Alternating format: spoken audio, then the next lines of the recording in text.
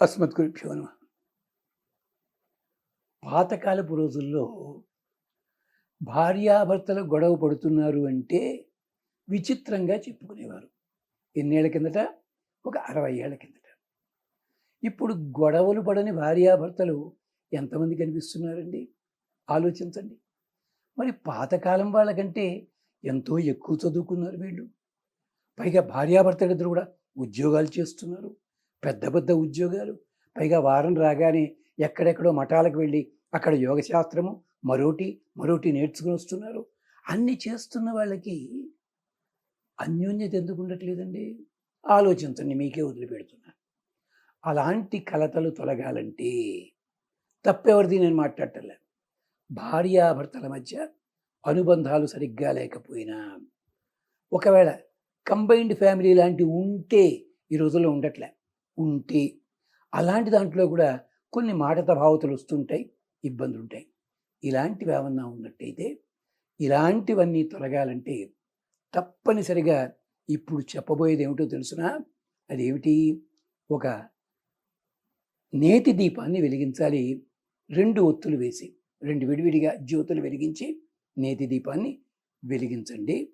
అక్కడ కృష్ణుడు రాధ, లేదా రుక్మిణి కృష్ణులు, సీతారాములు ఇలాగ జంటగా ఉన్న ప్రతిమ పెట్టుకోవాలి. పార్వతీ పరమేశ్వరులు కావచ్చు, వినాయకుడు సిద్ధి బుద్ధి కావచ్చు, ఇలా ఎవరైనా సరే. అంటే ఒక్కళ్ళని మాత్రం ఆరాధన చేయకూడదుమా? గుర్తుపెట్టుకోండి. మగ దేవతనే కాదు, ఆడ దేవతనే కాదు, ఇద్దరిని కలిపి ఆరాధించాలని నియమం ఉంది. అది మర్చిపోతున్నారు. శివపురాణం, లింగ పురాణాల్లో అద్భుతంగా చెప్పారు, స్కాందంలో కూడా ఉంది. అంచేత దంపతులైన భగవంతుణ్ణి ఆరాధన చేసుకోవాలి. పెట్టండి. చేసి తప్పనిసరిగా ఒక 1/2 లీటరు పాలు, ఒక్క పొంగు వచ్చింది, ఆవు పాల, గేదె పాల, మేకపాల, మరొకట మీ ఇష్టం. ఒక పొంగు వచ్చింది, ఒకసారి పొంగు రాగానే దింపేయండి. ఒక్క తేనె చుక్క వేయండి, అక్కడ పెట్టండి, నివేదన చేయండి. ఈ మంత్రము అమ్మా, ఆడవాళ్ళకైతే కన్సెషన్ ఉంది, చక్కగా 27 సార్లు చదవండి.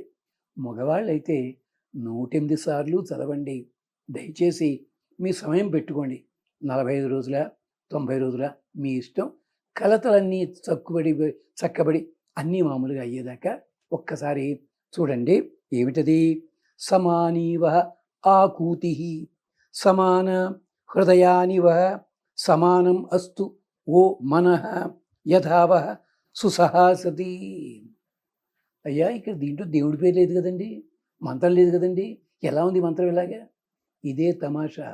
మనకి వేదంలో అన్నీ కూడా దేవుణ్ణి పొగుడుతూ సూత్రాలే ఉండవు. అక్కడ కొన్ని మామూలుగా మాట్లాడేవి కూడా ఉంటాయి. ఇక్కడ ప్రార్థన చేస్తున్నవి, దీపం పెట్టారు మీరు, భగవంతుడిని ప్రార్థన చేస్తున్నారు. ఏమన్నా తెలుసా? మా ఇంటి లోపల మా మాటలన్నీ కూడా ఒకళ్ళకొకళ్ళకు అనుకూలంగా ఉండాలి, వ్యతిరేకత ఉండవద్దు.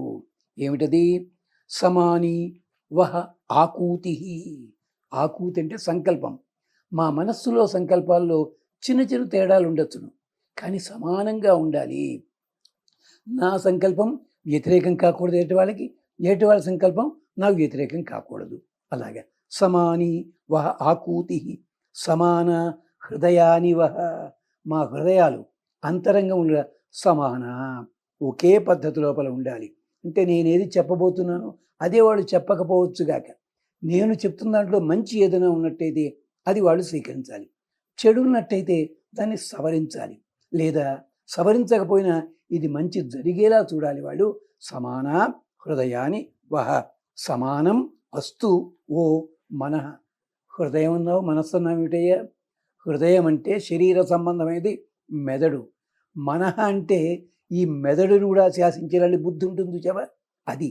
అంచేత సమానం అస్తు ఓ మనః. మనస్సు అంటే ఏం చేస్తుంది? మననము చేసేది. మాటికి జ్ఞాపకం చేసుకుంటావే, దాన్ని మనః అంటారు. అలాంటి మనస్సులు ఒకటి కావాలి, హృదయాలు ఒకటి కావాలి, మా సంకల్పాలు ఒకటి కావాలి. అంతేకాదు యథావహ సుహాసతి, సుసహాసతి. మేమంతా కూడా జాగ్రత్తగా ఒకళ్ళతోటొకళ్ళు.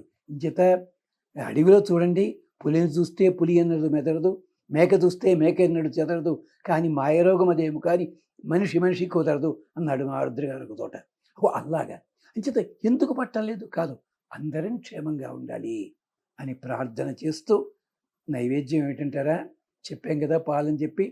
మీ జన్మ నక్షత్రం నాడు మాత్రము, అంటే భార్యది కానీ భర్తది కానీ జన్మ నక్షత్రం నాడు చక్కగా పరవాన్నం వండి నివేదన చేయండి.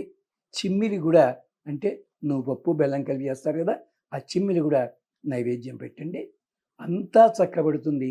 ఇబ్బందులు ఏమీ లేకుండా కుటుంబం క్షేమంగా ఉంటుంది. స్వస్తి.